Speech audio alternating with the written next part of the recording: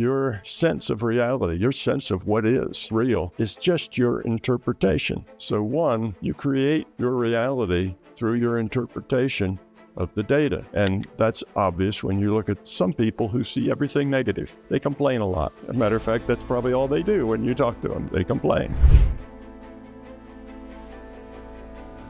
Tom Campbell, thank you for being here. I appreciate you making time. Thank you, Aaron. It's my pleasure to be here. You know, knowledge is a wonderful thing, but shared knowledge is even better. I agree with that. So there is no one arguably better on the planet to ask this question that's been asked many times, many circumstances. If a tree falls in the woods and there's no one around to hear the tree, does the tree make a sound, Tom Campbell? Well, first, there is no tree. There is no woods. There is no sound. If no one's there, then none of that is being rendered. Now, let's say there's a squirrel that lives in that woods. That squirrel is going to be aware, and the rendering through that squirrel will still take place. So in that squirrel's consciousness, in that squirrel's mind, it will see the tree, be aware of it, be aware of its falling, just like it would be if there were a person there. But it'll only be rendered to that squirrel in a squirrel's view. A squirrel's view is not the same as a man's view. A man sees different things and experiences different things than the squirrel does. So it would only be rendered to the squirrel in a squirrel's eye view of the tree falling. Something that you share a lot of things that I'm a big fan of and I'm excited to get into. Your perspective is that the world that we're experiencing, would simulation be an appropriate language for that? Simulation, virtual reality, computed, all of those things are accurate. What does that mean for a layman person? How can a layman person digest and understand that as a concept? If they are younger than I am, they probably have played a lot of virtual reality video games, and they can understand it in the same sense. And that is that when they're playing a video game, they are their avatar's consciousness. In other words, they make all their avatar's choices. The avatar does nothing. It just stands there and usually wobbles unless the player, who is the consciousness of that avatar, makes a choice. The choice to run or to fight or to jump up and down or dance or whatever it is the character can do. It's the player that animates that character. That's the consciousness. Also, from the avatar's point of view, the computer computing that virtual reality is non-physical. From the avatar's point of view, the player is non-physical. And that's because virtual reality cannot compute itself.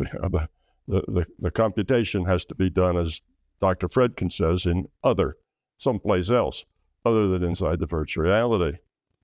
So now, what does it mean to have the concept that we are the consciousness, we're the player? The body we have is the avatar. Now, that is being computed in what I call the larger consciousness system, because consciousness is really an information system. And that shouldn't be so hard to understand, because what are you conscious of?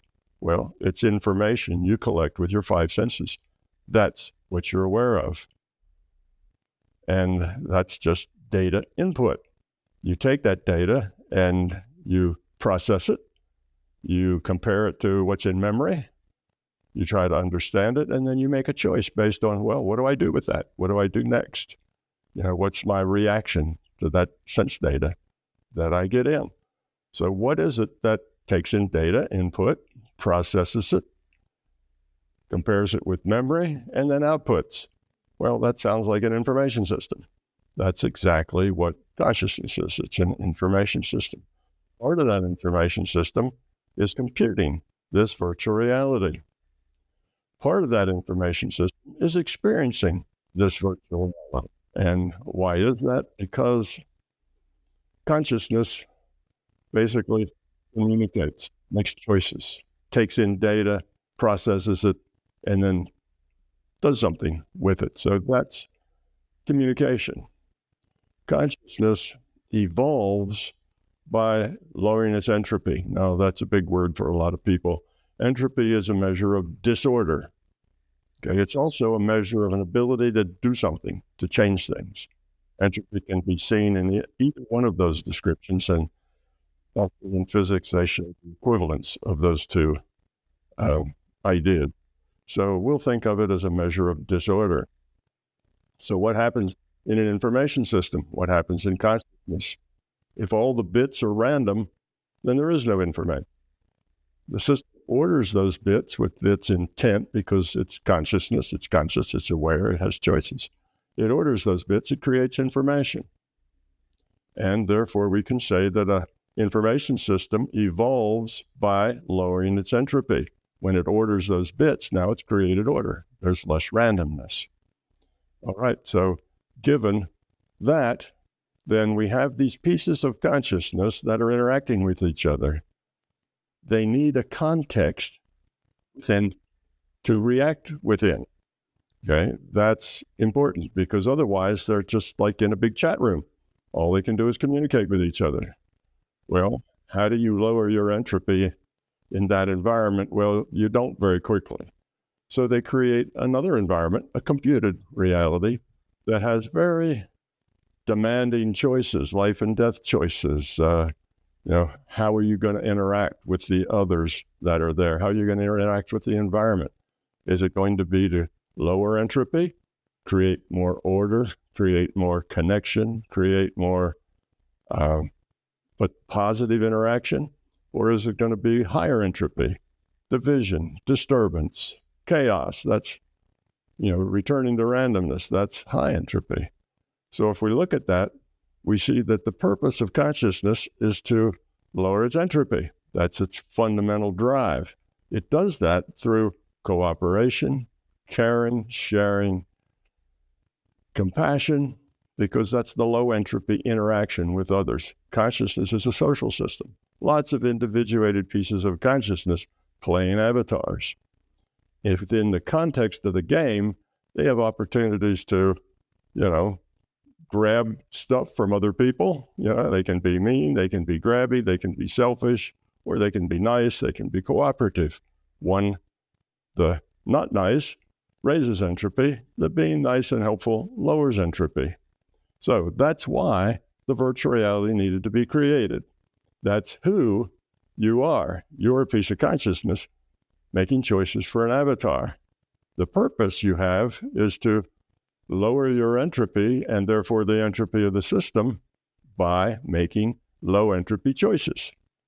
So now that was a long answer, but that ties it all up into one small package of why, if a tree falls in the woods and there's nobody there, that there really is no tree and no woods because nobody's there, unless a squirrel's there, and then it gets a squirrel's data stream. So look at it like the virtual reality you play. You're getting a data stream from consciousness. You're interpreting that data stream to be this reality. Now, when you play the game, your data stream comes from a computer. That computer data stream goes to your computer and lights up pixels on your computer. And you look at those 1 million pixels on your computer and you see running streams, rocks, people, houses, doorknobs. You see all the stuff. And no, you can't walk through the door. You have to open the door because there's rules. A virtual reality is basically created by a rule set, which says what you can and can't do inside the virtual reality. We call that science. That's what scientists do. They try to figure out what the rules are. So, physics, chemistry, biology, they try to figure out what the rules are here. So we're a piece of consciousness running, and we get a data stream. No human is in that woods, then no human is getting a data stream describing that tree that's falling. So the tree is never rendered to any human. Okay, that kind of is a big rack up. Sorry to talk so long, but That's the whole nutshell. Now, I skipped over hundreds of things in doing that, but we can dig into those if you wish.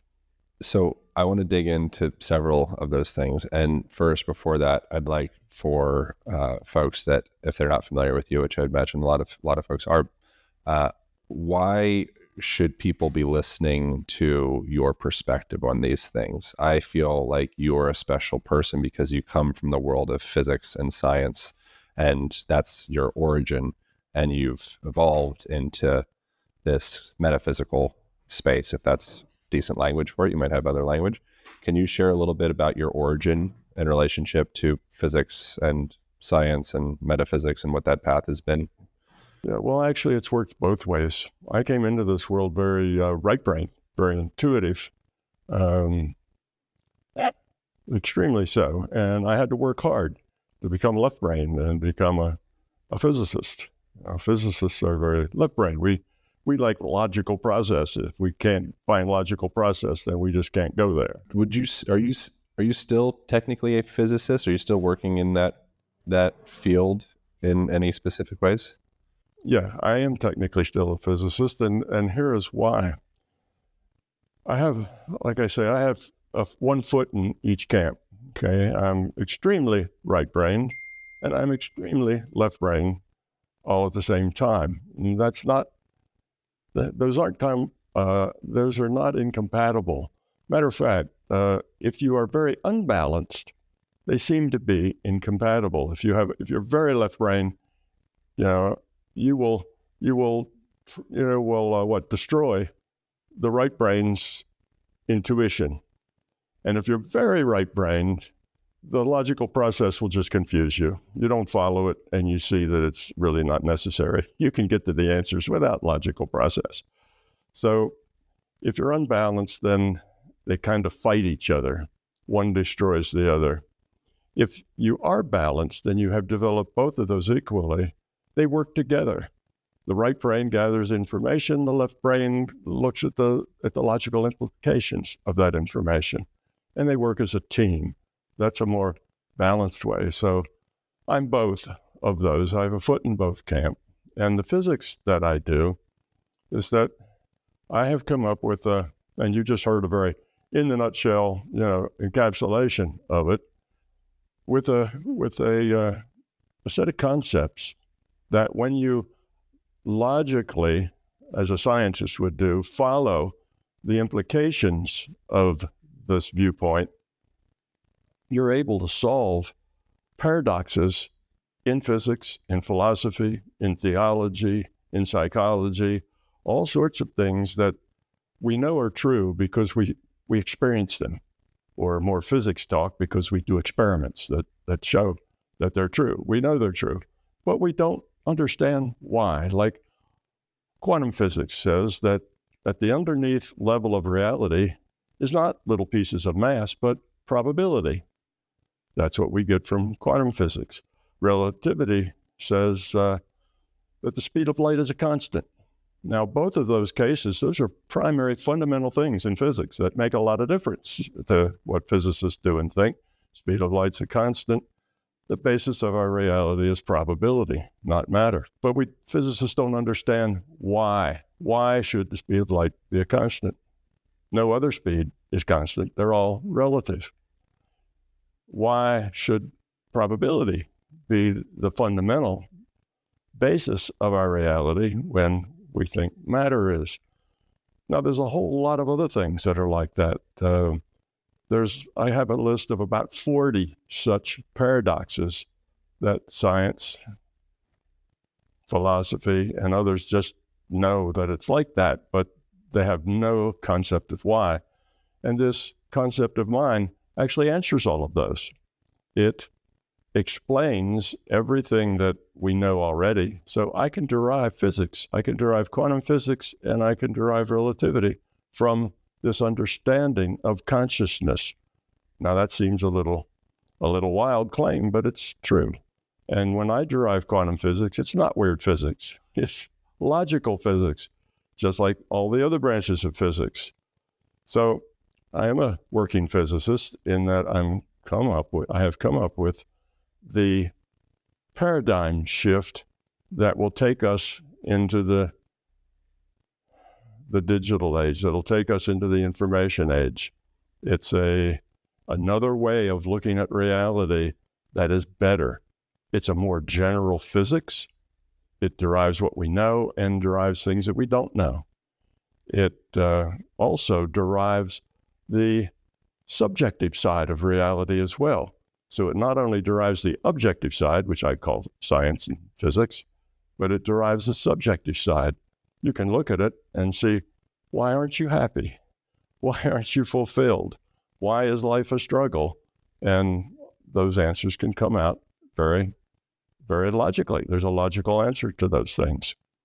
So that is new. It's a new way of looking at the world.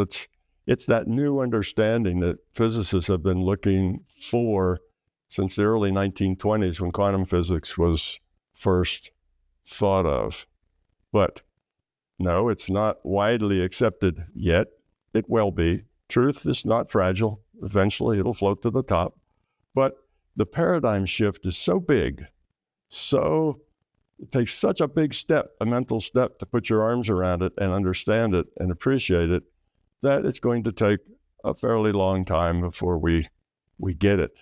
And by fairly long time, I don't mean hundreds of years. It took us to really understand that the world wasn't flat. We had all the data that said it wasn't, but it was about 200 years from the time that people could prove that it wasn't flat to the time that it was widely accepted. But this won't take 200 years. This is going to take a few decades at most. We already have most all the particle physicists agree that reality is information-based, not matter-based. So physics has already gotten to that point. They just can't take the next step. Too big a step. But we'll get there, I think, in a couple of decades as more and more people understand the concepts and see how it works better than the physics that we have. Where, with all of this, where does it come into the objective world of making a difference to an individual's lives outside of speculation and pontification about concepts and theories of reality? Yeah, very good question. This model of mine, and we physicists don't talk about laws anymore. We talk about theories and models. We don't run on proof. We run on evidence. A good theory is one that answers all the questions about how things work that we know, says new things, and doesn't add any new variables or add any new problems. So anyway, this model of mine has a hard side, which is the physics, the science, and it has a soft side. That's what I was talking about. The subjective part of reality now also has a logic to it that one can understand. And you have already gotten to that logic, and many of your listeners have too. You might call that the logic of love, the logic of cooperation and caring, the logic of lowering entropy. So the soft side of this is all about how to live your life. It's not only, the science side will just say that reality is much larger than you think. It's not just the physical world. There's a spiritual side to it. There's a consciousness side to it. All that is not just the objective world. There's a subjective world that actually is a lot more important than that objective world. One of the metaphors I use to explain that is, think of a play that's being put on. Nobody comes to the play to look at the objects, that looks at the set. I mean, some people will admire the artisticness of the set and how it's done and how clever it is, but the set is not why people come. That's the objective part of the play. The subjective part of the play is not even the players' bodies, but what they're thinking, what they're saying, the juxtaposition of people and ideas and things that are going on between those people. That's what people come to the play. That's the subjective part. Our life is like that. The most important things in our life, it's not the stuff. It's the connections. It's the relationships. It's the interactions. It's the choices we make. These are the important things in life. So my model is both. It does the science, and most people could say, yeah, okay, science, go do your science. I'm not really interested. It doesn't affect my life. But in this case, that same science, and this is a science of consciousness, actually. The science of consciousness derives physics, but it also derives the other side, what's in the players' minds, the actors' minds, not just the set. So it's very important. Most people, let's put it this way, most people's lives are very unsatisfactory. Most people struggle with life, struggle with relationships. Most of the relationships are not all that satisfactory. Most people's work and professions are not satisfactory. Most people live in a world of constant struggle and trying to manipulate what happens. They want things to happen the way they want them. They want their children to grow up to be doctors and lawyers and Indian chiefs. They want they want their boss to give them a promotion. They want all sorts of things. They want a nice house and 2 cars and that sort of thing. They want to read books and see movies that they enjoy. So they have all these wants and needs. And they're frustrated for the most part because as much as they get more and more stuff, they think that's going to make them happier, but it does not, because happiness doesn't come from owning stuff. Happiness is not something you pursue. It's something that you just get as a byproduct of a life well lived. When your life is about lowering entropy, about caring, about love, about interaction, about other rather than about self, then happiness just happens. This stuff can actually increase the amount of entropy in your life because there's more variables to manage.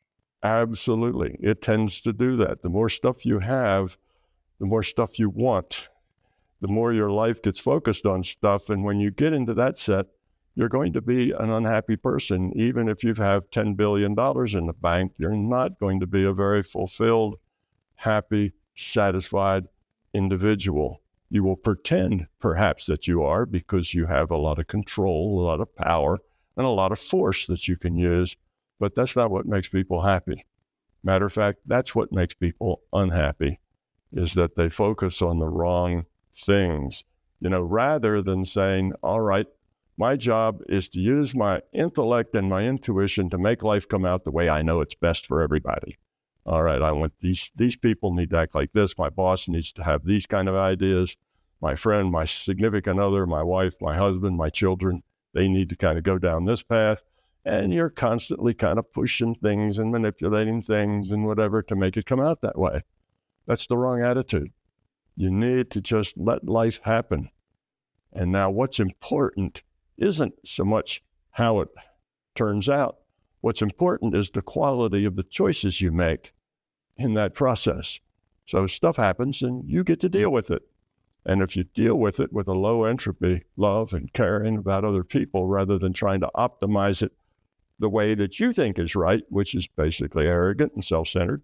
I know how things should be, therefore I'm going to try to make it come out the way I know is best for everyone. Just let everyone make their own choices. You make good choices and learn from them. So you make a choice, it doesn't work out, then you think, why didn't it work out? What did I miss? What's the problem here? How am I contributing to the problem? And then change yourself, because you're the only person you can change. You can't change anybody else to make them more the way you want them. That doesn't work. All you do is aggravate those people because they know you're trying to make them the way you want them. And that rubs them the wrong way, just like it rubs you the wrong way when people try to make you the way they want you. So you accept life as it comes. You try to optimize it and with low entropy choices, and you learn from your mistakes. If you do that, you'll be a very happy, satisfied individual who will be learning with every choice how to lower your entropy. People will like you. They'll look up to you. They'll come to you for advice. You will just have a really good life. And it doesn't matter whether you're dirt poor or whether you're wealthy or whether you're somewhere in the middle. That's irrelevant. It's not about changing what's outside of you. It's about changing what's inside of you. And you're the only one that can do that. Seems like you are a pioneer in the physics of consciousness. Maybe I'm kind of making that language up, but it's like, there's like Newtonian physics, which is much more left hemisphere. It's like the material kind of walls of a container. And then there's the fluid we put inside of the container. I think you could call that consciousness. Yeah, I think that's a good metaphor. I like that. The physics of consciousness, or the science of consciousness. That's it. Yeah, it seems like it's like, great, I'm holding a ball, I drop it, it falls at 9.8 meters per second squared or whatever. There's a constant within that. But what about the constant of the way that I perceive something changes the way that something exists?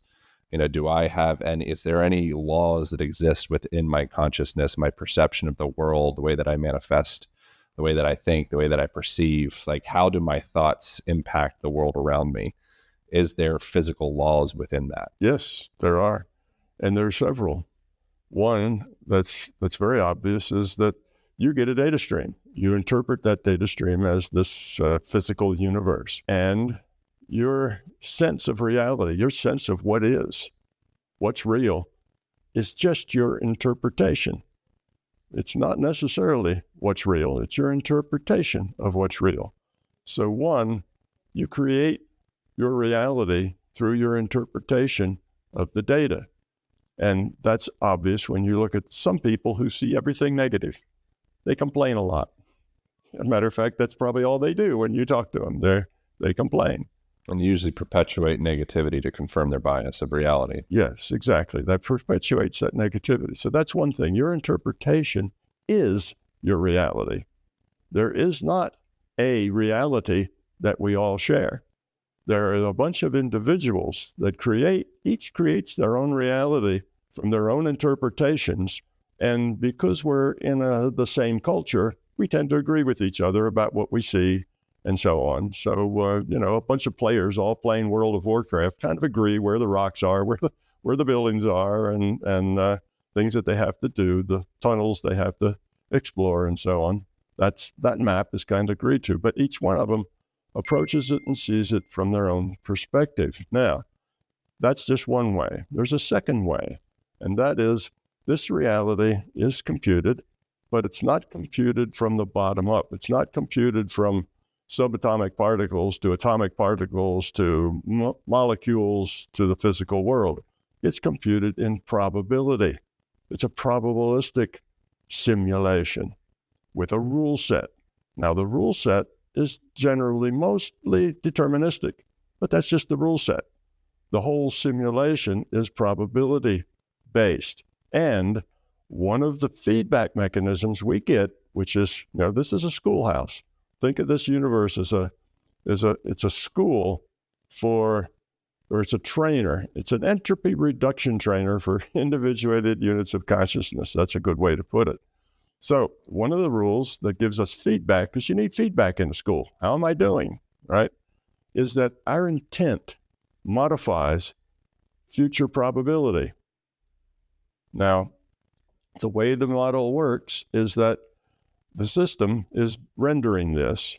The way it renders it is everything that's new, the new thing that happens, the unknown thing that happens. The way the system figures out what's going to happen, it takes a random draw from a probability distribution of all the possibilities. So think about that. You're going to do something. You're going to dig a hole in your backyard. So there's some limited number of possibilities of what you're going to find there. And each one has a probability. So the things that are most probable are you're going to find dirt, you're going to find soil, you're going to find rocks, you're going to find roots. That's typically what you're going to find. So those are all high probability. But if you're down around the Gulf Coast, you might find a gold doubloon. You might find your grandfather's pocket watch, if that's the same house your grandfather lived in. So depending on the probabilities, you dig that hole, and this is a new, that's called in physics taking a measurement. and then you look at what's in the shovel full of dirt and other things, and that's reality collapsing to a physical situation. That's the way quantum physics looks at it, all right? So the way you look at it is you just look at the shovel, and the system takes a random draw from all the probability distributions, and that's what's in the shovel. So reality is created out of probability of things and you making a measurement. Now, to do that, it needs a database of everything that could possibly happen up to some point, say 10 to the minus 25 probability. So everything that could happen and the probability that it will happen. That database is what the Hindus call the Akashic Records. That database is there because the system needs it to compute the reality. It needs to have that data available. Now, here's the part to answer your question. You can modify that future probability in that probability database with your intent. So if you want, say, next Saturday to be sunshiny because you and your friends are planning a picnic, if you have an intention for that sunshine, and your friends do too, and if you're able to clear your mind of noise, and if you're able to focus well, which usually comes through meditation, these skills, then if you put your intent on that, you raise the probability that it's going to be sunny, and you decrease the probability that it's going to rain. So you get to modify the future probability database from which the future evolves. Now, that's how you can heal with your mind. All you're doing when you use your mind to heal someone is you're modifying what the future probability holds for that person. And you're raising the probability that they'll get more healthy and lowering the probability they're going to be more ill or stay the same. Now, everybody has the ability to do this, but some people are much better at it than others. And one of the things you have to be better at it is you have to have a clear mind. You have to be able to put out everything out of your mind except just what your intention is focused on. That usually is learned through meditation. Then you have to have intensity with that, whatever it is you're doing. So not only is your mind clear, but you have to focus your mind so that all of your intention is focused on this one thing. And next, you have to be able to hold that focus, not just while you're doing it, but you have to hold that kind of in the back of your mind. You have to keep that energy. Energy is a metaphor. You just have to keep that energy flowing. And if you do that, then you will become better at changing the future probable database, which means when that hole gets dug, the random draw from the probability distribution of the possibilities is going to come out more according to your intent. So what does that mean for the normal individual? What it means that if you're a happy person, a positive person, you are making good choices to lower entropy, you're going to have a happier life. Things will happen your way. Matter of fact, once you get really good at that, you'll find that everything you need, not necessarily everything you want, but everything you need falls at your feet just as you need it. And that sounds like magic, but life is like that. Everything that's really good for you just comes to you as you need it. But it's what you need, not necessarily what you want. The opposite is if you're negative, if you're grouchy all the time, you're a complainer, you always see the negative side of everything, you will bring more negativity your way. Your life will always be full of, oh, no, if it wasn't for bad luck, I wouldn't have any luck at all. You'll have this attitude toward life that the world's out to get you. But you create that with your negativity. If the world is a computed simulation, why is there war? Why is there pain? Why is there suffering? If our consciousness, because I believe this, the collective consciousness, I believe you can change the fabric of reality and events and experiences and future happenings. And so therefore, the war in wherever, the Middle East or the neighbor domestic violence thing, is that a byproduct of not just the neighbors or not just the terrorists or the freedom fighters, but actually the collective consciousness of the entirety of the planet manifesting in these forms that translate to like missiles being dropped? Does that make sense? Is that trauma and bondage within the collective manifesting in the form of war, and the solution to reducing war and killing and greed and hatred and all that stuff is through creating ease, grace, a reduction in entropy, compassion, acceptance throughout the world? Absolutely. The answer to that is a big yes, all in capital letters and 2 exclamation points after it. Why did it start in the first place, man? What happened? Where did we go wrong, or did we go wrong? Now, that's the deeper answer, which I will also give you, and that is the reason that it is like that is because we have free will. When you give an entity, a conscious entity, free will, it's not, you have free will as long as you make good choices. If you start making bad choices, I'll stop them. That's not free will. And you can't learn, you can't grow unless you have free will. The choices have to represent who you are, what you are at the core. So we have this world, and think of when this world first was evolved, and it was evolved in a computer. It wasn't just generated like World of Warcraft, it was programmed. But our world evolved from a rule set and a set of initial conditions. We think of that as the Big Bang Theory, right? The initial conditions were a ball of plasma, high energy, high pressures, high temperatures, and the rule set's what we call science. And when the run button was hit, the ball of plasma started to evolve according to the rules. We call that Big Bang Theory, and that's how our universe evolved. Well, it evolved like that in a computer. Now, when the entities started to log on to avatars, because they finally evolved, the system finally evolved an avatar that made a lot of interesting and helpful choices, then there was no, there was no experience. All the experience before that was in the big chat room that I talked about. All right, so now suddenly they're making choices for an avatar, and that avatar is starving, and it sees someone next to them that has a basket full of food. Does it go up and say, oh, let me help you gather food and we can share it? Or does it go up and hit the one with the food on the head with a rock and take the food and eat it? So these are choices now that it has to make.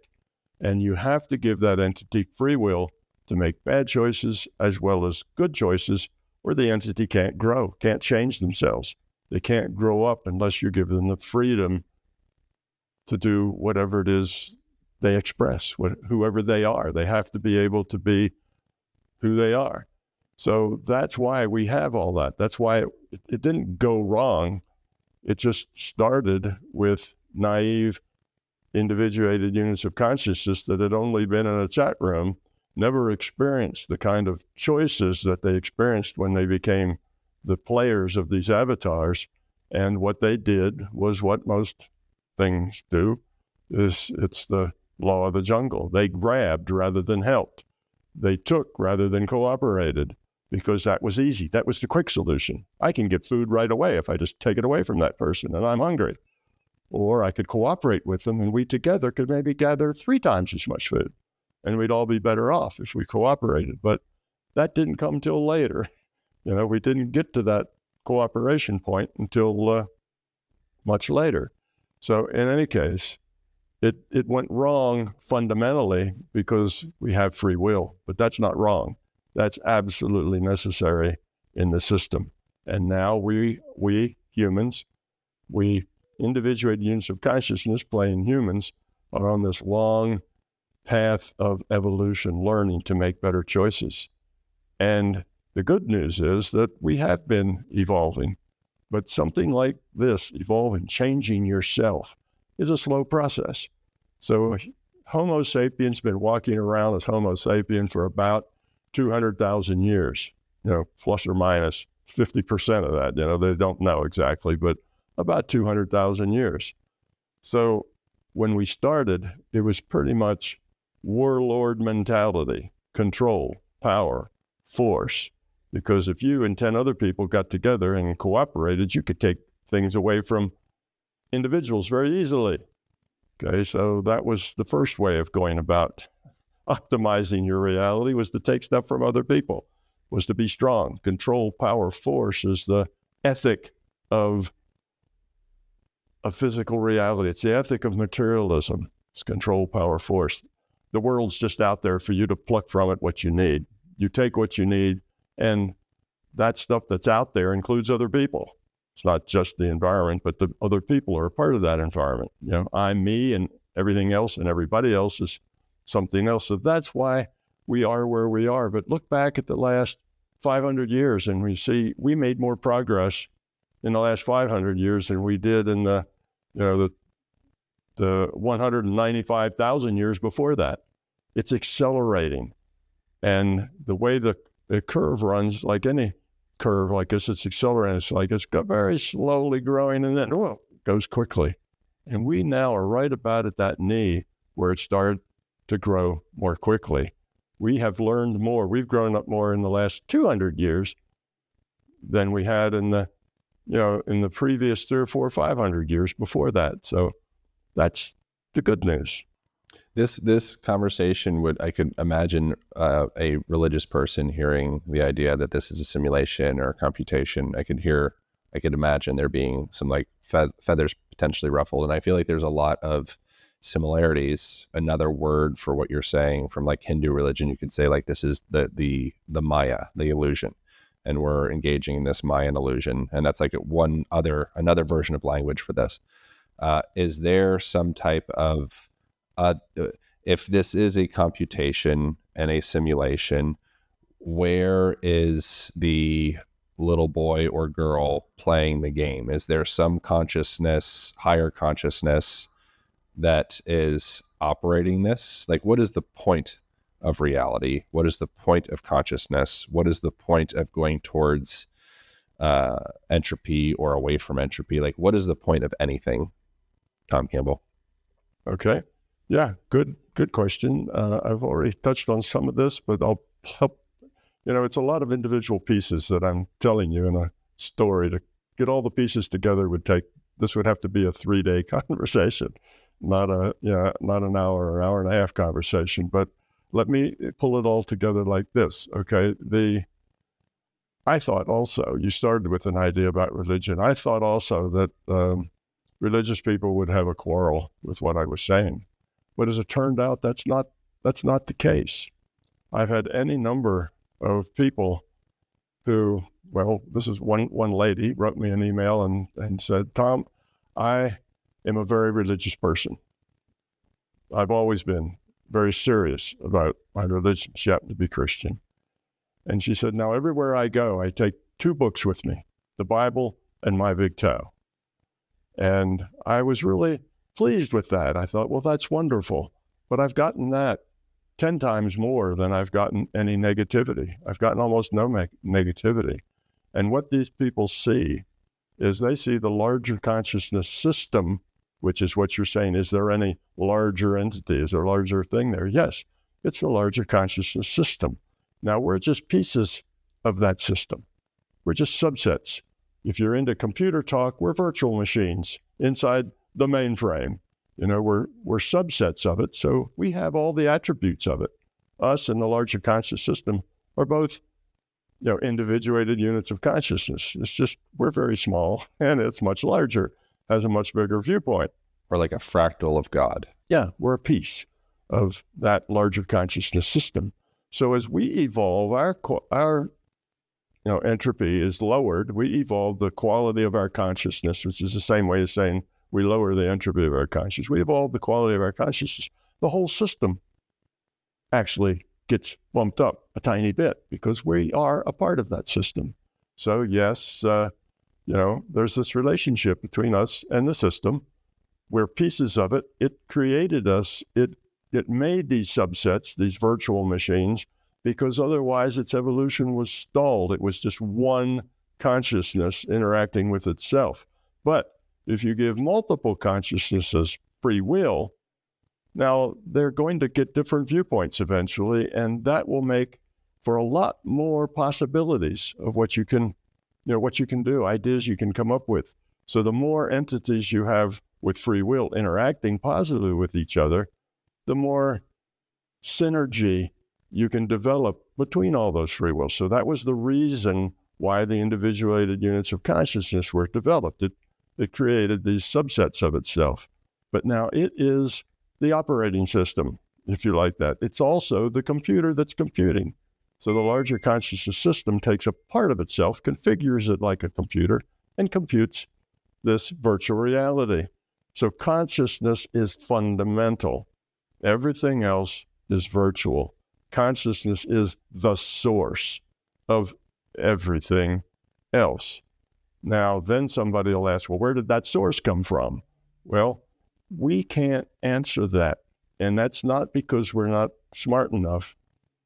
We can't answer that because we're pieces of that consciousness, and we can't get outside of consciousness to look at consciousness from an objective viewpoint. So it's not that there's an infinite regression of what created consciousness and what created the thing that created the thing that created consciousness. That's not the way it goes. It's just that logically we can't be objective about what created consciousness. We just can't go there. And in my book, I make an analogy of a bacterium in your stomach. Doesn't know anything about gardening or refrigerators or light bulbs in refrigerators or any of the other thing that leads to food coming down, from the mouth into the stomach where the bacteria works on it. So you just can't get outside of yourself to understand things that are beyond, what you can experience.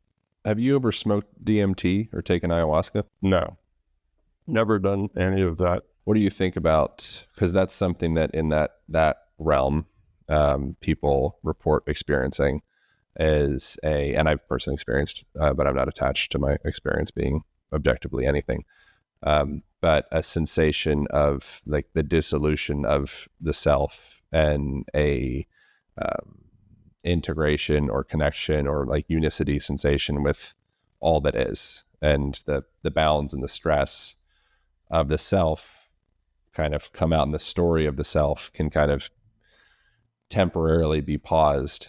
And it's almost like it feels like it's almost like the drop of the ocean temporarily goes back into the ocean.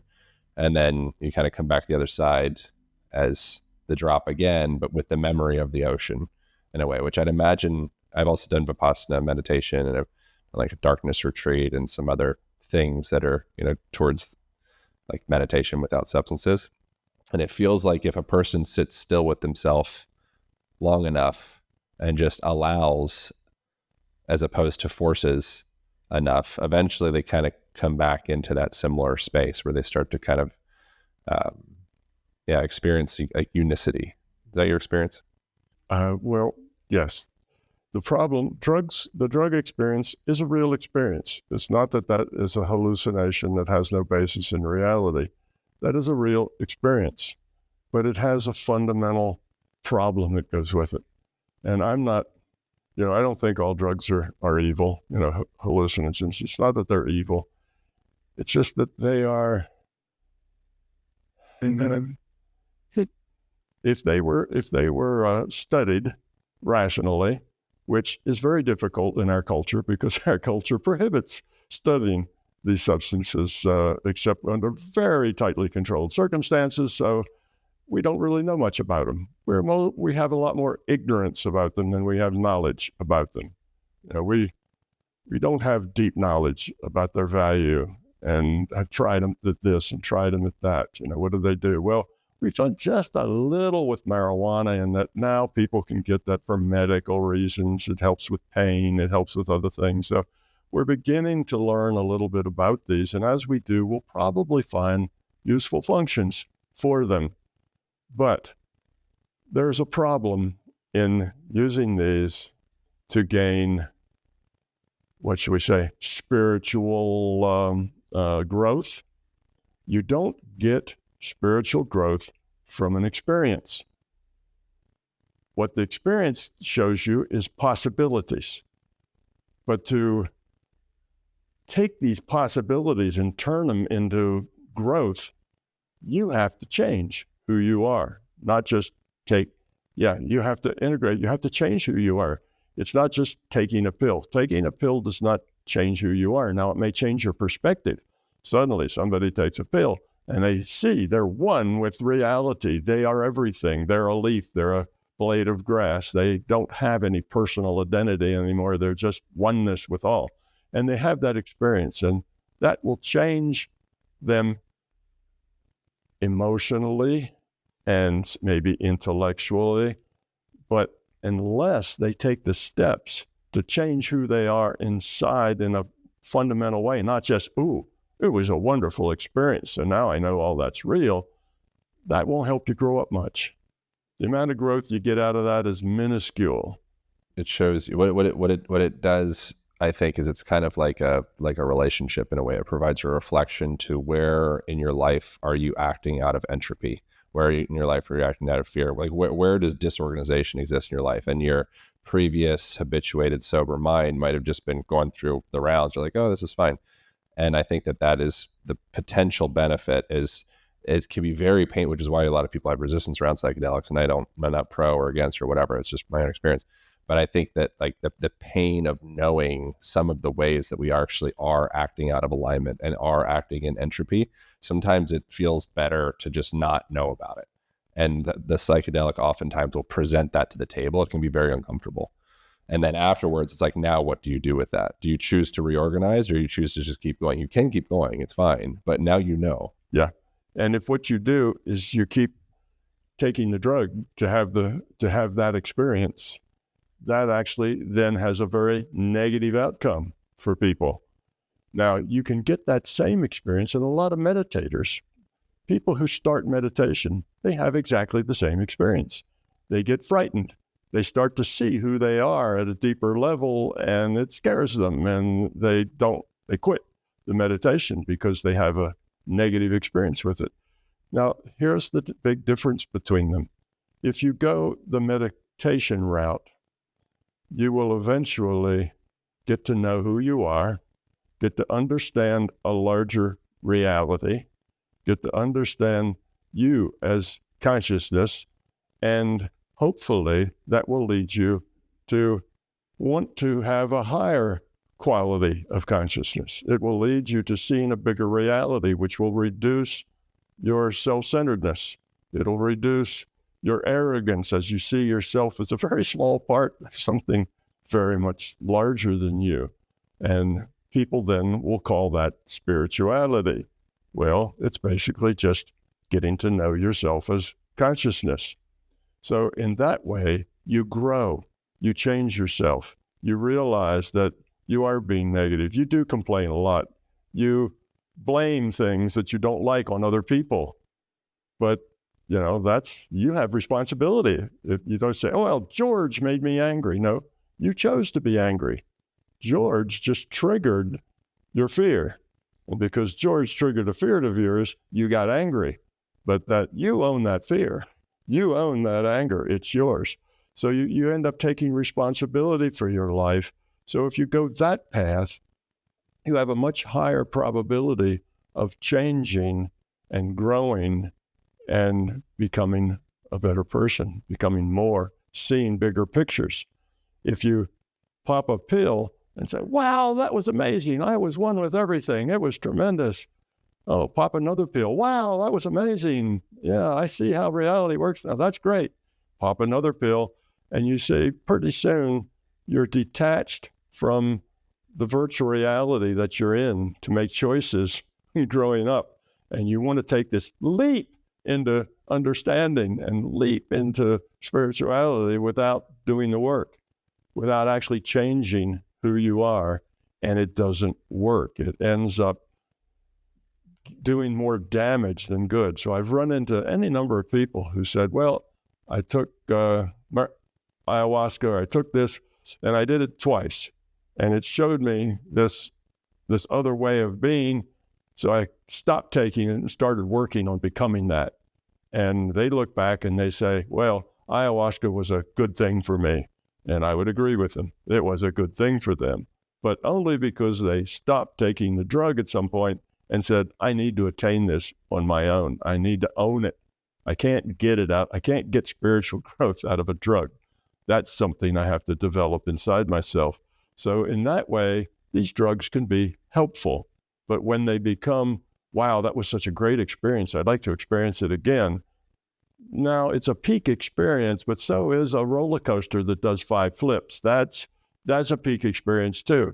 But you don't grow up because of an experience. You grow up because you change yourself and become a kinder, gentler, more caring human being. That's how you grow up. I think it depends on the substance. Like there's some, and I don't want to go too much down into like this rabbit hole of substances augmenting our computation, but the substances that would be more in the realm of, wow, you're amazing, you're the best, life is so good, would usually fall more into the category of like alcohol or maybe cocaine or things that it's just like, I do it and I'm just like, oh, I'm the best, like life is great, I'm a king. You're tapping into that artificial reality temporarily, but it's bullshit. Like it's not true. And you're actually just inflating your ego and you're reckless. Yeah, that is escape. Then there's other substances such as a psilocybin or an ayahuasca or something of the sort where it's like, it's actually very hard. And it would be more comparable from my perspective of like hiring a very honest coach that has the potential to make it seem like you're going to die. And it's like, it can be very terrifying at times. And it's not something that I know many people like look forward to. It's something where it's like you find out you're planning on seeing this coach called ayahuasca or whatever. And then like 3 months out, you're like, oh my God, I got to start cleaning up my life. I need to get honest. I need to organize. I need to really get into alignment because I don't want to get my ass completely handed to me when I go sit down with this, coach called ayahuasca. So I think a similar analogy could be like, if I hire a personal trainer or a coach, is that me not doing it on my own? Or is that just me seeking support throughout the, another subsystem within the subsystem that I exist? Anyways, I think that there is a differentiation between the substances. It could, exactly. And it could be either one of those. You see a coach. So a lot of people, actually most of the people who hire a coach take this path. They go to the coach because they want to be stronger, healthier, more fit. So the coach says, well, you need to do this, you need to do that, you need to do this at least an hour and a half a day for at least 3 days a week, and they get all that. And they try to do that for a while, and then it gets in the way, and their life is too busy, and they have a problem with it. But they keep going back to the coach, and the coach keeps telling them what they should do and what they need to do. How many people who actually start with a coach come out the other side buff and fit and ready and, really like they want to be? Very, very few.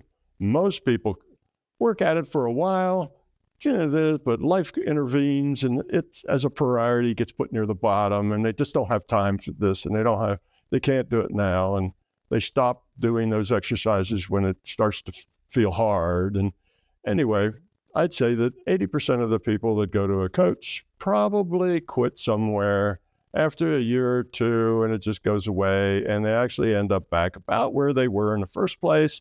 And they did it because they thought it would be good for them and they were all enthusiastic, but life just didn't support it so much and it doesn't do that much good. Now, there are a few people who go to a coach. They do what the coach says. They make it a part of their life. It's a high priority, and they work at it, and they do it every day, and they make it a part of their life, and it changes them, and they become healthier and more fit and more robust and less sick. And that's the, 5%? That's the 10%. The 90% goes the other way. Now, it's the same analogy with the drug. That's the problem with the drug, is that most people don't go to see it as a coach, learn, grow their life, and become eventually independent of the coach. Now they are healthy, they're fit, they don't have to keep going and getting coached and coached. They've been doing it for some years. The coach is unnecessary anymore. It's part of their life. You say, that's different, but that's a small percentage of the people who start. And with the drugs, I think your analogy of the coach is brilliant. That's a very good way to look at it. But most of the people don't do that. And the ones that continue to take the drugs without actually changing who they are without actually getting serious about their spiritual growth, they end up depending on the drugs as an escape or to make themselves feel like they're doing, like they keep going back to the gym, but mostly they talk to other people while they're at the gym. The gym becomes a social space for them. So they go in and they chat with all their friends at the gym, but they don't really do much. And it becomes, not dysfunctional, but the drugs can become even more dysfunctional. People believe that they are more spiritual. They believe that they're more have deeper understanding than people who don't take the drugs. They tend to associate with other people who take the drugs. They all pat each other on the back about how spiritual, how much they've grown, and how great they are. But if you actually look at the person, they don't change much. And that was a result of, what was the guy who wrote the book DMT? Oh, yeah, spirit molecule. Yeah. We were talking about having him on the podcast. I forget his name right now. Sorry, it'll come to me in a moment. Yeah. But anyway, he did that. See, he had these people, and almost all of them had peak experiences. Fantastic. Changed my life. I'm a different person. Then I think he waited a year or 2 years, went back, talked to them, gave them the same test they'd had given them initially to see whether they were, well enough put together that they could undergo this test, and found out that almost all of them really hadn't changed much at all from who they were in the beginning.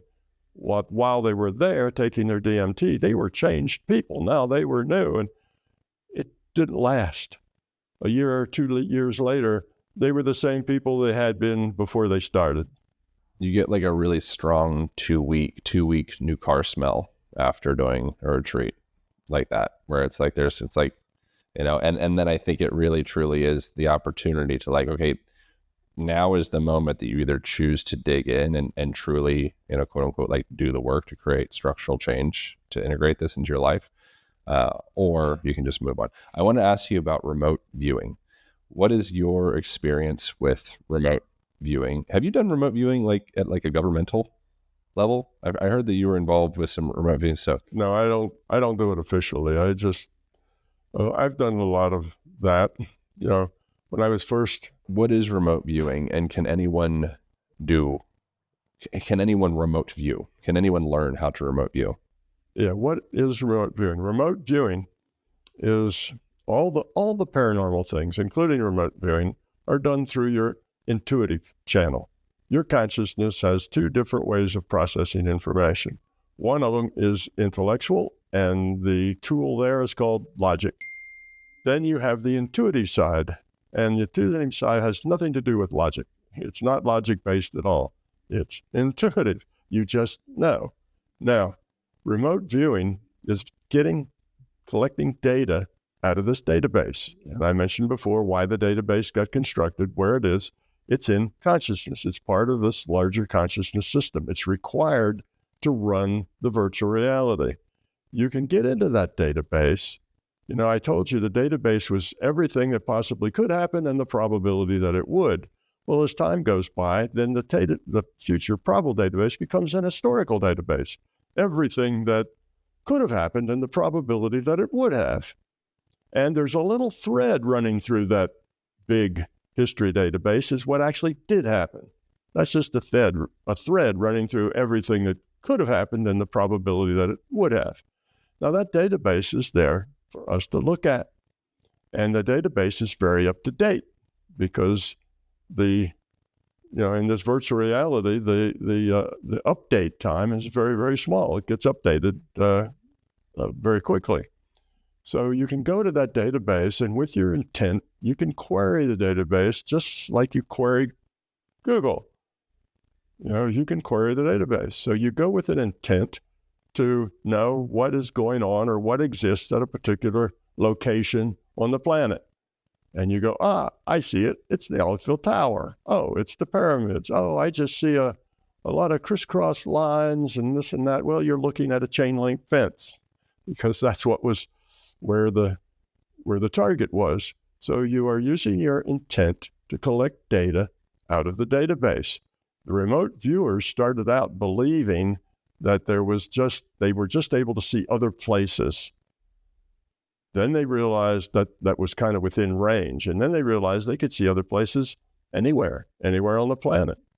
Then they realized that they could see places outside the planet. They could see what was going on in Alpha Centauri. And then they realized they could look at the backside of the moon. And then they realized that they could actually look in the past. And then they realized they could look into the future. So the whole concept of remote viewing evolved over probably 50 years to something that was very much, I can see something in 10 blocks away or in my brother's house or something like that, to I can see anything anywhere, to I can see in the past, in the future, in any place in the universe. It's just collecting information. And that's all it is. This is an information system. It's a virtual reality. There's a database that explains all the possibilities, both present, future, and in the past. So that data's there. You can go get past lives, same database, just a different purpose. Remote viewing is your intuitive channel collecting data. And again, some people are better at it than others because you have to learn to get rid of the noise, all the same stuff you have to learn to heal. You get rid of the noise, you have to have an attitude that's not self-centered, et cetera, et cetera. Can you remote view into the future? Sure. You can remote view into the future, but it's the probable future. There is no fixed future. It's just the probable future. Now, some things are very probable. And if this future is something that's on your path to growing up, it may be manipulated, it may be nudged by that larger consciousness system. Because, like I said, the system evolves as you evolve. You're part of the system's process for its own evolution. So the system is motivated to help you evolve. So if you are a person of interest, that means somebody who's trying to grow up and are interested in your spiritual growth and your intuitive side, then it will help you. And if there's something that you really need, an experience that'll give you an opportunity, it just gives you opportunities. It doesn't change you. It just gives you opportunities. You have to use your free will to grow. But if there's some opportunity you need, it will nudge reality around to be where that opportunity comes to you. You will get that opportunity. It's nudged into place. And it may have been predicted 20 years earlier. And it's not that reality or that the future was fixed and it had to happen. It's just that the future can sometimes be nudged. And I've experienced that many times. I was told things that happened 20 years later, 30 years later. And some things that haven't happened yet, but they will. So it makes it look like there's a fixed future. Do you think that that's what a lot of people perhaps are quite psychic? Maybe every person is psychic, I would suggest. And they experience certain premonitions or a gut feeling or an intuition or something of the sort. And I feel like we're taught in this Cartesian, Newtonian world that kind of poo-poos on like the metaphysical, kind of softer physics of consciousness space, to not believe that part. Do you think that that's correct? Sure. That is correct. That's exactly what happens. Everyone can do this. You're a piece of consciousness. These databases in consciousness are available to you through your consciousness. Okay. Now you only can do paranormal things through that intuitive side. The logical side gets in the way unless you're well balanced with both. So that's exactly right. Some people, just by chance, get ideas and then they find out, oh, that came true. Oh, I got a premonition of that and that came true. So then they start to pay attention to those feelings and then they start to develop their intuitive side and they can get good at it after a while. But one of the things I have learned that it follows a progression. One, you have an interest. Oh, I'd like to remote view. I'd like to, be able to get around in consciousness and do these paranormal things. So that's like an attractive flower that attracts attention. But when you start doing them, if you do eventually get pretty good at it, you start to learn that there's something bigger outside. You're a small speck in a very big pond, and that there is this force, this source, and there is information, and it tends to help you grow up. And eventually, those people who really get the best at these things don't use them anymore. They let it go. They don't continue to do it, because what happens is they realize they create a bubble for themselves. They start to engineer their reality themselves by using their intent. And then what they've done is take themselves out of the general mix, which is where their opportunities come from. They're starting to bias the things that happen to them. And, oh, yeah, their life is golden. Everything falls at their feet as they need it and so on. But their opportunities for growth start getting less and less because they're living in a created bubble that doesn't challenge them like the real world will challenge them. So they let it go, and they stop doing them. And they say, I don't need to do any of that. I'll just accept life the way it comes, and I'll make the best choices I can make, and I'll learn from my mistakes. And that's the way this schoolhouse works. And to create this bubble to live in is really not a good idea, but it's a great idea when you're learning, because it gives you drive. Oh, I want to be able to do this. I want to be able to experience this. And that drive is good. And it comes from, wanting to know, wanting to experience. Wonderful. But eventually, once you become a master of those things, you let them all go, because you realize they're not really what's going on here. What's going on here is stuff happens and you get to deal with it, and you learn by dealing with that stuff. So if you get sick, you get sick. You don't heal yourself, because sickness is part of being alive. It's part of how things work, and you have to deal with it. But typically you stay positive, you never get sick. So it's a mixed thing. But yes, everybody can do this. It's available to you because you're a piece of consciousness. But the things that keep you from doing it is fear. Fear creates ego. Fear creates belief. It's your ego and your beliefs that make it hard for you to do it. And your intellect will make it hard for you to do it. So that's the way all the paranormal things is. How could I start remote viewing this week? If you're interested in remote viewing, and let's just add all the other paranormal things in there, okay? Mind-to-mind communication, talking to dead people, throw them all in there. If you want to be able to do that, and you need some help doing that, then I would say the best thing to do, and this isn't, I hate to sound like it's an advertisement, but I have courses. I did courses for a bunch of years where I would teach people, what the paranormal things were, how did they work, how to learn them, and then I would teach them. I had a training course that would go through. I offered up a set of binaural beats that I created, which made the people who were not good meditators, it made them kind of function as a good meditator, put them in a good meditation space, and then they would go experiment, come back, and we'd talk about it, and I'd tell them what they were doing wrong and so on, and then they'd go back, and we did this like 13, 14 times. They'd go back and experience, come back, I'd explain. I was their coach, just like you're talking about, so I coached them. Then some friends of mine, MBT Events, took all of those, and they took the best of the best questions, the best answers, the best introductions, and they made a training course that's on audio.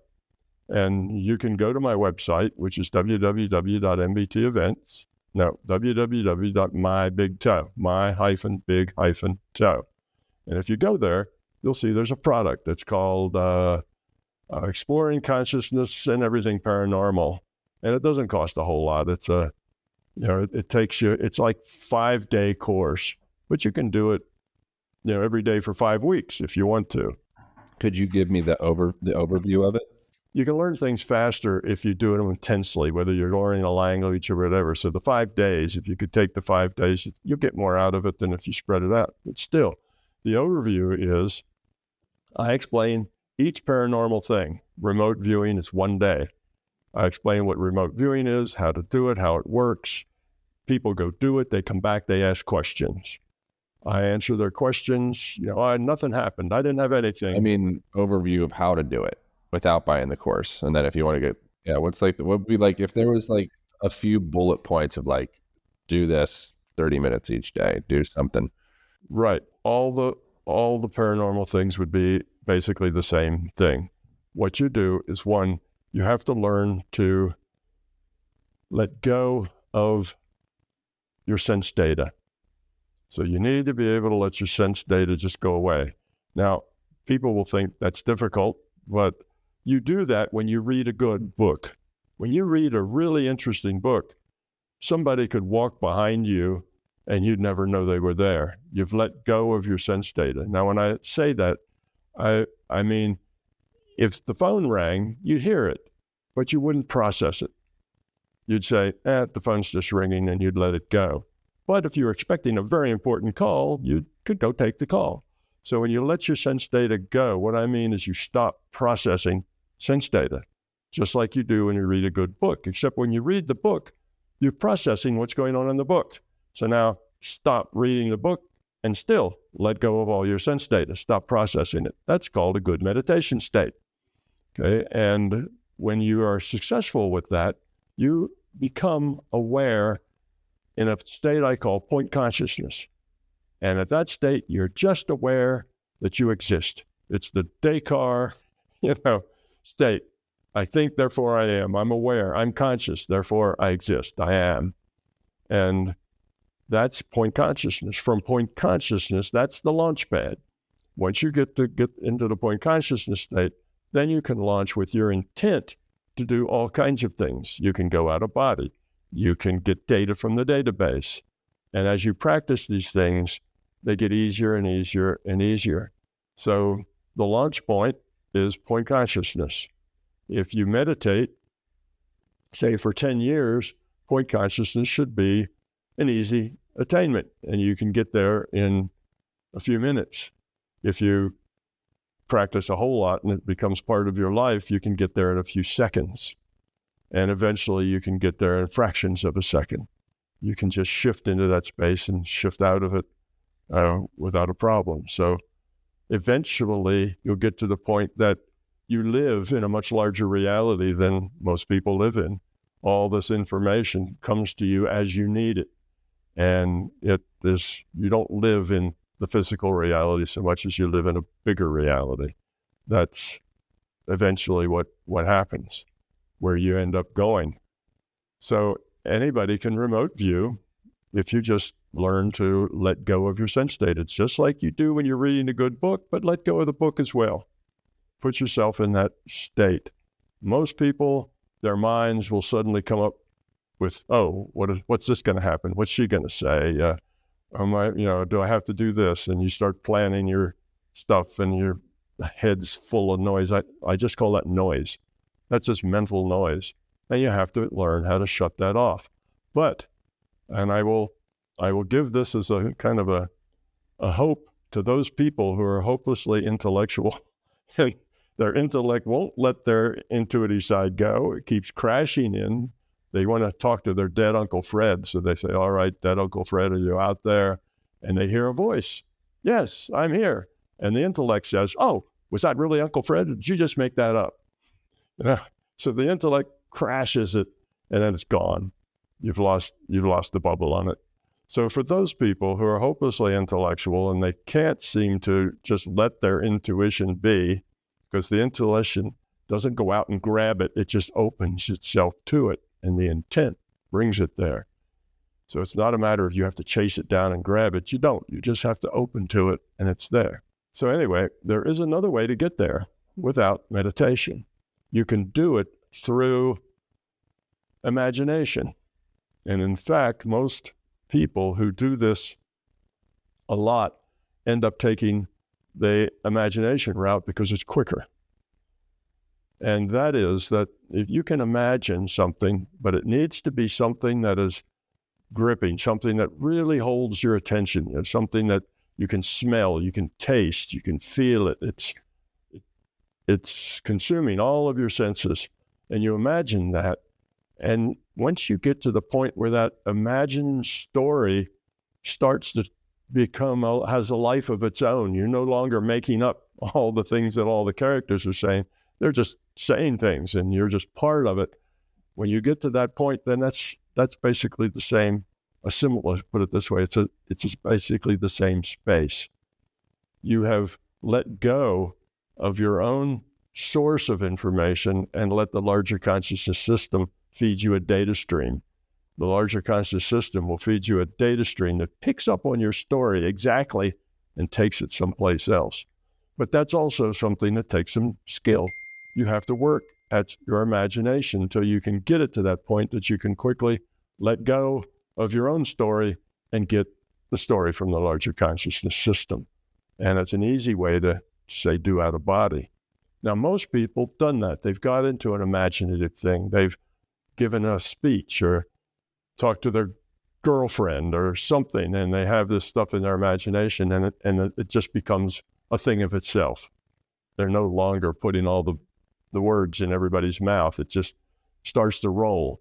Well, that puts you in the same state, except instead of being in point consciousness where there's nothing, you're in what we can just call an out of body. You're in a thing that's happening. Out of body just means you're no longer aware of your sense data.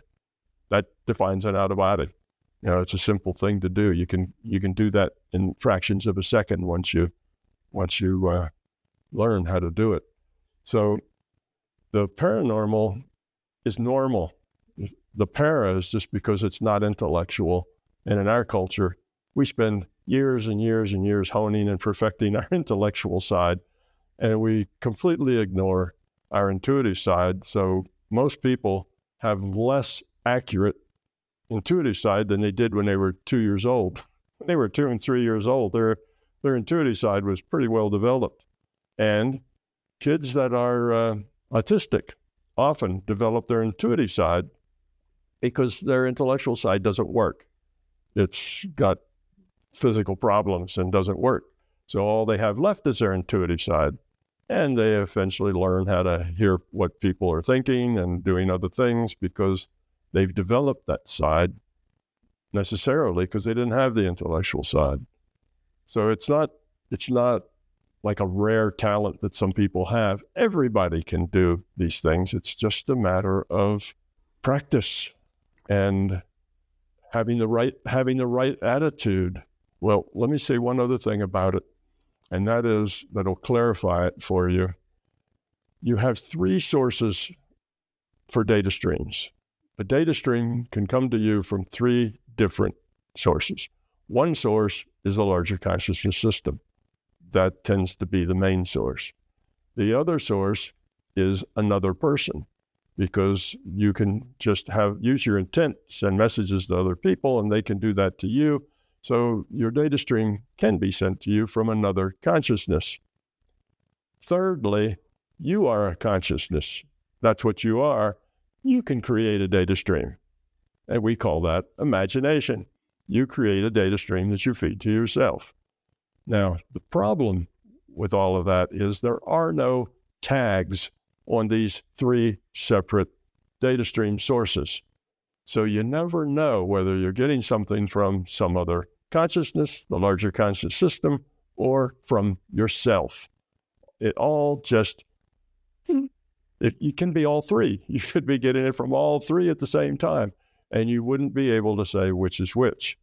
So the problem is that many people will come to the conclusion, particularly if they're materialists, that it's all coming from yourself. That's the only source. But that's not true. It comes from other people, and it comes from the larger consciousness system. With experience, you can separate those. You can tell which is which, but not absolutely. You're never 100% sure. But with experience, you'll get to be 98% sure what the source is, or even 99.99, but you're never 100% sure. So that leads to another thing I always say is that you have to be skeptical of everything. Always be skeptical. And the person you have to be most skeptical about is yourself. So You always have to take charge of yourself. Your free will is yours and yours only. You never give that up to anybody else. You always have to take responsibility for you, for what you are, how you react. And you always have to be skeptical because you never know where the information's coming from or even the intent, why that information is coming there. It's just information that you get to deal with. So that's why this growth process, I call it's pulling yourself up by your own bootstraps, which is kind of an inside physics joke, that you can pull yourself up by your bootstraps. But bootstrapping is a real thing. That just means you learn one tiny increment at a time. It's the same way an athlete becomes an athlete. You don't say, I'm going to go run a marathon tomorrow. It takes you years to get to the point that you can run a marathon or run it well. It takes many years. That's what I mean by pulling yourself up by your bootstraps. You just get a little better, learn a little more, understand a little more every day. You keep working at it until eventually you get there. Anybody can learn to run a marathon. Anybody who's got two legs and reasonably healthy could develop that ability to run a marathon, at least to finish it. Do you know people that can project themselves into the future or remote view to do specific things like know what the future of the stock market is going to do, or to know things of that, like that level of specificity? Sure. Go look at Stephen Schwartz's website. Stephen Schwartz is a remote viewer, and he does some really interesting work, and it is very carefully done. He takes a scientific approach to it, and he has one thing. He published this, 10, 15 years ago. He got groups of remote viewers, basically thousands of remote viewers, to go into the future and see what the future in the United States would be. And he did this 10 years, 20 years, 30 years, 40 years, 50 years, 60 years into the future.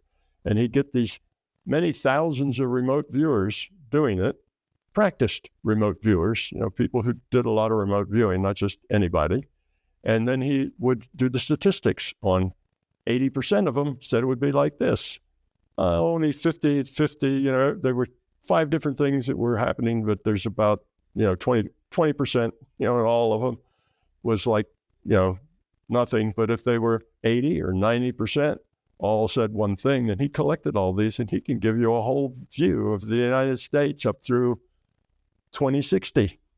Interesting. And David Schwartz? Yes. Yeah, Stephen Schwartz. Stephen Schwartz, okay. He's an older gentleman now. He's in his mid-80s, but his website's there. And so sure, people can do that. You can go into the future, and you can do what-if analysis. You could say, well, what if the Axis powers, Germany, Japan, and Italy, had won World War II? What would it be like? What would it be like, say, the year afterwards, or 5 years afterwards, or 10, or 20, or 30, or 50? What would culture here in my hometown be like? And you can get those pictures. Now, what you're getting is the probable future. It's all in probability. So this is probably what would have happened had the Axis powers won World War II. And you can take that to as many years as you like and get that information. So you can do, what if I'd married Sally instead of Susie? What would my life be like now? And you can get that information. But again, it's just probability. Do all of those realities exist on some plane? Does every decision that could ever possibly be made simultaneously exist on some plane that we don't have access to? Or is there one consistent, congruent plane of reality that the choices that have been made are the only ones that were made? Neither. Both of those are wrong. One of them is called many worlds, that you have many worlds and many universes, and that's silly. No, that's very inefficient. It's not that that's theoretically impossible. It's just theoretically ridiculous. It's way too inefficient. So you think of this larger conscious system as this big information system. It does things efficiently. So it's neither one of those two. What happens is all of this exists in probability. It's just there in terms of all the possibilities and their probabilities. So everything that could possibly happen and all the probabilities that it will, enough time goes by, that's in the past. So you have all of this not on separate universes and separate planes, so that if an electron flips from a spin up to a spin down, you need to create another whole universe where that electron was up instead of down. That becomes ridiculous because there's too many things happening, too many branches, and every branch branches, expands. It's just too crazy to be actual real thing. It's too inefficient. And the idea that there's nothing other than just us now, there is nothing. No, there is. There's probabilities. That's because it's a virtual reality, and the system has to have a way of knowing what to compute next. And that's a big mental thing. It's hard for people. Here's one example of that. You got a scientist, he's got this telescope, but it's the best telescope anybody's ever created. He created it. He's going to look in it. He's going to see a piece of space that nobody's ever seen before. All right, what's in that space? Well, the materialists think that space is out there. It exists, and we're just going to look at it. But that's not the way it works. That space doesn't exist because it's never been rendered. Nobody's ever looked there because nobody ever had the equipment that would allow them to look there. So there's maybe 1,000 things that could be in that space. They all have different probabilities. Random draw from that probability distribution is taken, and that's what that person sees. That's what's put in their data stream to see. Schrodinger's cat, right? Would that be Schrodinger's cat? Yeah, that's the way the world works. That was another example was digging a hole in your yard. That's a more mundane example, but it works the same way. None of that exists. What's in that shovel full of dirt or what's in that cubic piece of space is not rendered. It's not there. Your brain, your circulatory system is not rendered. All that's rendered is a lub-dub, lub-dub. When you put a stethoscope on it, that's a measurement.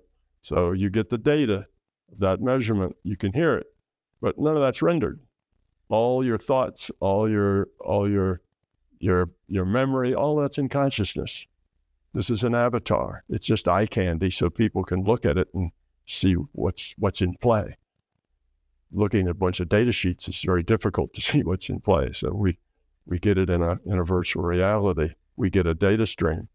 So it's a tough thing to wrap your mind around, but once you do wrap your mind around it, the amazing thing will happen is that all the big mysteries that you had in life and about the world all resolve into very simple, very elegant solutions.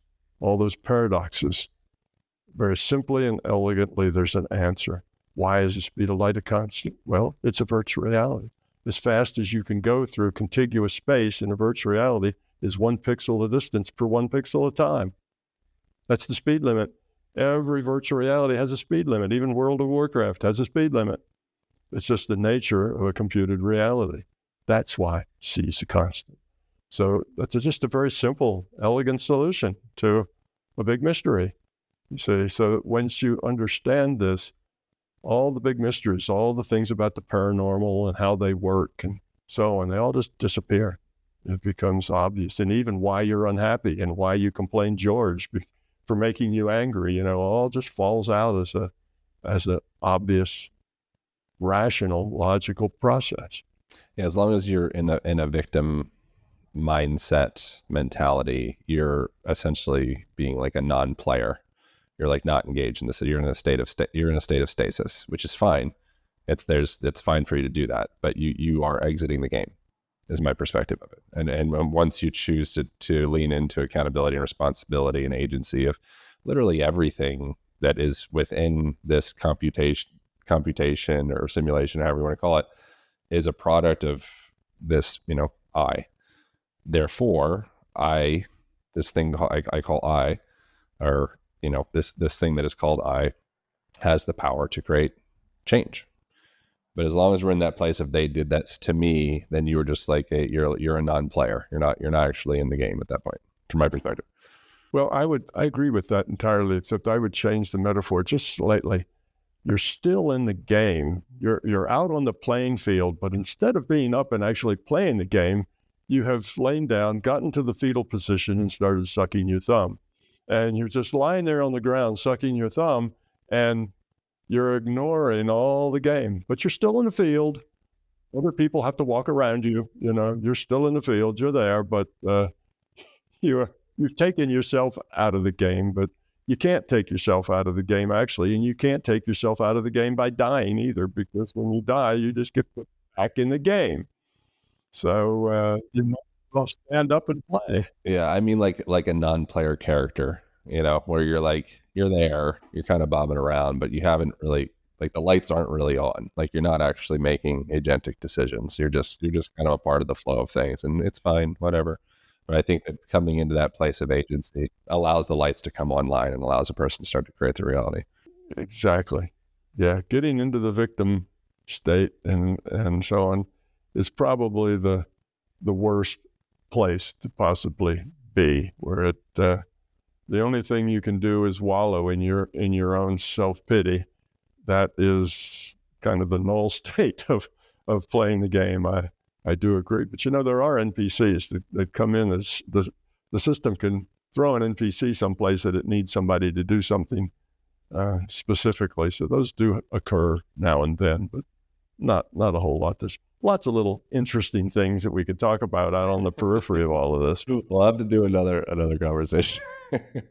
Thank you so much, man. I really enjoyed this conversation a lot. I feel more at ease within myself from having this conversation, so I appreciate it. Where can people go if they want to go deeper into your world, your work, your space? Okay, well, first is the website I mentioned, www.my-big-T.O.E.com. They'll find a lot of things there and a lot of pointers there that'll take them other places. The other place is YouTube. I've got some about 1,500, 2,000 videos out there, which is a huge, you know, it's very daunting to most people. Oh, here's his site. Oh, there's 2,000 videos to watch. But I have two things that will help you there. One is a search engine that will search through everything I said in all of those 2,000 videos and pick out just the subject matter you're looking for. So if you're looking for, healing, then it'll just go through all those videos and return to you the information and tell you which ones to click on to get that information, and actually give you the link that'll land you at the right time, right at the right spot where that subject's being talked about.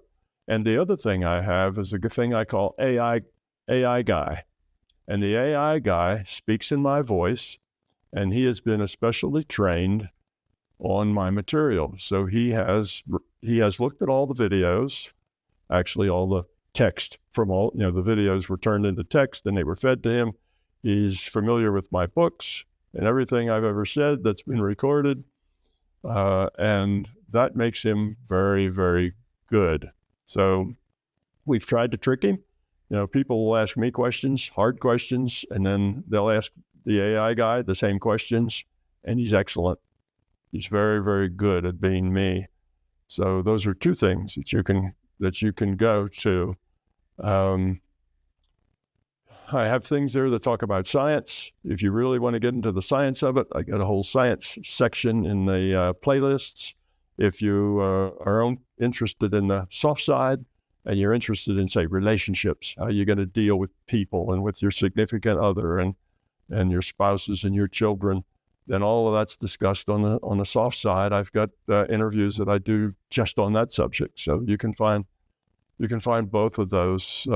Go look at playlists, just browse through and see what interests you. But there's a lot of information there on lots of subjects, and you'll find some tools there. One, you'll find those binaural beats, and all of my stuff is fairly cheap because I'm not interested in making a whole lot of money. I mean, money's nice, but that's not what I'm about. I'm trying to share this information with other people.